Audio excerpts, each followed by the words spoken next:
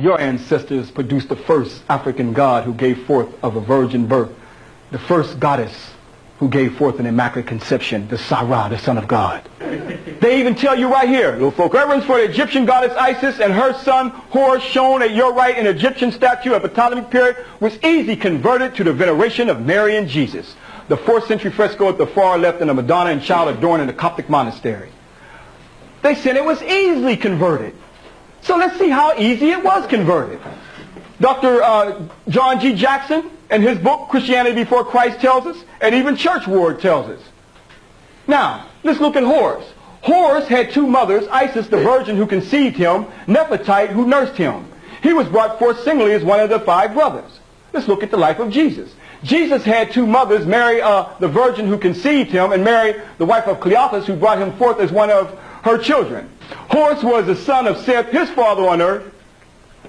Jesus was the son of Joseph, his father on earth. Horus was with his mother, the virgin, until 12 years old, when he was transformed into the beloved Son, the God, as the only begotten of the Father in heaven.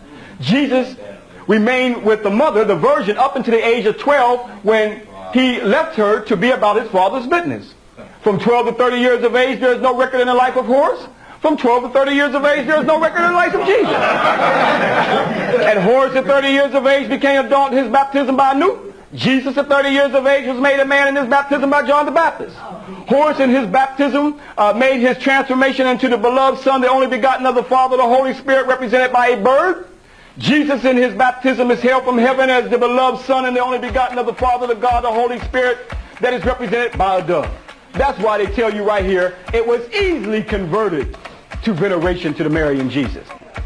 This is your goddess Aset, waiting for you to come back home.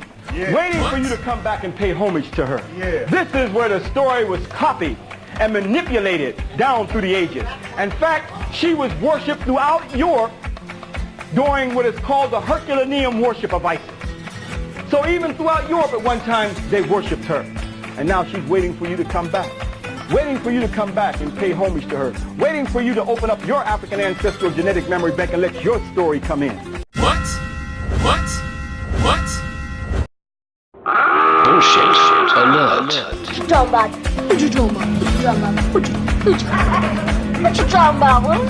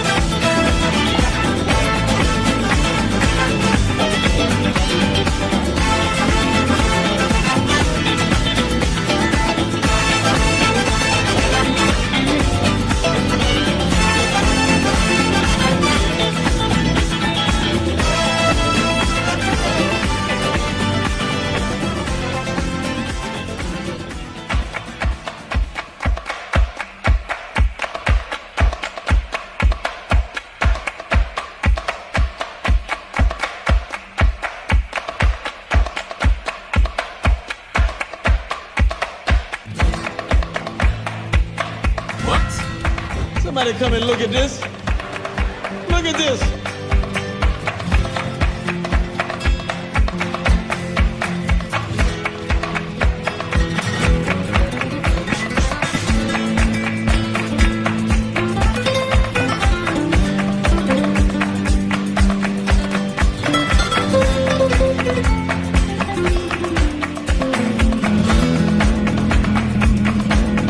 Well, God, I guess you're my best friend, being as I invented you. You believe in God, Charles? Sure, I believe in myself. Why wouldn't I? Which one? Are you Jesus Christ? Which Jesus? There's all kinds of Jesuses. There's a black Jesus down in Florida. He's having a good time. There's a Mexican Jesus in Mexico. I mean, there's all kinds of... There's a Jewish Jesus. I mean, Jesus, you know. There's all kinds of Jesus coming back everywhere. And nothing can stop it. It's a consciousness that lives in your mind. You know. What?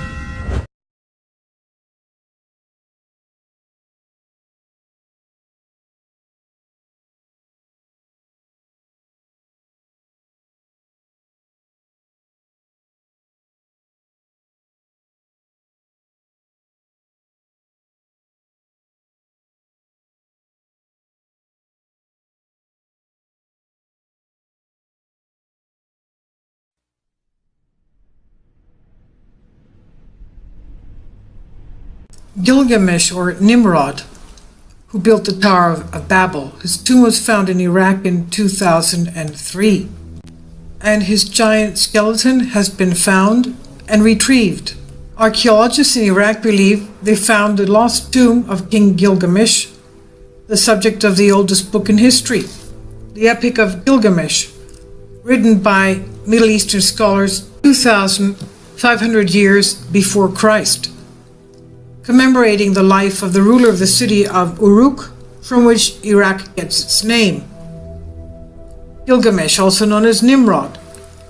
Now a German-led expedition discovered what is thought to be the entire city of Uruk, including where the Euphrates once flowed, the last resting place of its famous king, Gilgamesh. John Fassenber of the Bavarian Department of Historical Monuments in Munich said, "I don't want to say definitely it was the grave of King Gilgamesh, but it looks very similar to that described in the epic." In the book, actually a setting of inscribed clay tablets, the tablets say that Gilgamesh was described as having been buried under the Euphrates, in a tomb apparently constructed when the waters of the ancient river parted, flowing following his death. Fassbinder said, "We found just outside the city, an area in the middle of the former Euphrates River, the remains of such a building which could be interpreted as a burial." He said the amazing discovery of the ancient city under the Iraqi desert had been made possible by modern technology. He adds, "By differences in magnetization in the soil, you can look into the ground. The difference between mud bricks and sediments in the Euphrates River gives a very detailed structure. This creates a magnetogram, which is then digitally mapped, effectively giving a town plan of Uruk. It was a Venice in the desert. The most surprising thing was that we found structures already described by Gilgamesh. We covered more than 100 hectares. We found garden structures and field structures as depicted in the epic, and we found Babylonian houses." He also said the most astonishing find was the incredibly sophisticated system of canals, adding, very clearly we can see the canals, some structures showing that flooding destroyed some houses, which means it was a highly developed system. So why is it so interesting that his tomb has been found? It's interesting considering that Gilgamesh was believed to be part human, part alien, part angel. He was Nephilim, Anunnaki, Nephilim, fallen angels, the offspring of the fallen angels, as in Genesis 6, notably what we could call a hybrid. It's also interesting to note that Gilgamesh has been compared to and could very well be King Nimrod, who was the son of Cush and a descendant of Noah and the king of Babylon, the same Nimrod that built the Tower of Babel, translated as the gateway to heaven, to defy God. And we mentioned this regarding the overwhelming amount of information that has come to light recently of DNA genetic manipulation and its use in science and technology even today. Was the Iraq invasion a forward smokescreen for the enablement of Western powers to gain ancient alien technologies and possible DNA for future engineering and a possible resurrection and cloning of a DNA angel, Gilgamesh Nimrod? There are those who believe that that is so. There are those who believe that there was a driving force behind the resurrection of Nimrod, Gilgamesh. That was the primary reason for the East events. 1 month after archaeologists digging in her desert sands claimed to have found the tomb of Gilgamesh, just 4 years after the secret chambers of Osiris's empty tomb were found in Egypt.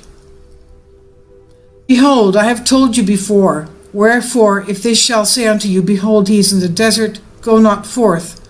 Behold, he is in the secret chambers, believe it not. For as the lightning come out of the east, and shineth even unto the west, so shall also the coming of the Son of Man be. Matthew 24:25-28.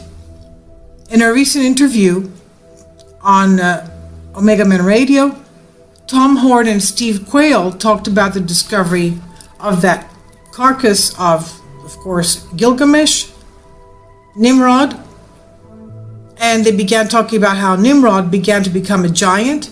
And then they started talking about the discovery of Gilgamesh's remains, and Steve Quayle said, I talked to Special Operations General who validated that, verified that, and absolutely was there when Gilgamesh's remains, and his words were, he was in a state of remarkable preservation. And by the way, that was in the literal vicinity of where the United States built its largest military complex. I believe it's one of the largest military complexes in the world. In that whole area, the advanced team Special Operations went in there to grab all that stuff. What I'm telling you is based on multi-star general's eyewitness reports to me, who was there. He said they have Gilgamesh's remains. So if they have Gilgamesh and he is Nimrod, they got it. The whole point is to extract the DNA. And I've also been told that the whole point of the Human Genome Project is to locate specific genetic markers for the disembodied spirits to reanimate their host body that's brought back. So this is in fact Babylon Rising, the return of the Nephilim. And Steve Quayle goes on to say that he believes that this is indeed the real reason of remaining in Iraq for the better part of the last decade. The fact that U.S. troops are now coming back out of Babylon tells us that they have accomplished whatever it is they needed to do, which makes us wonder what or who else may be coming out of Babylon with them.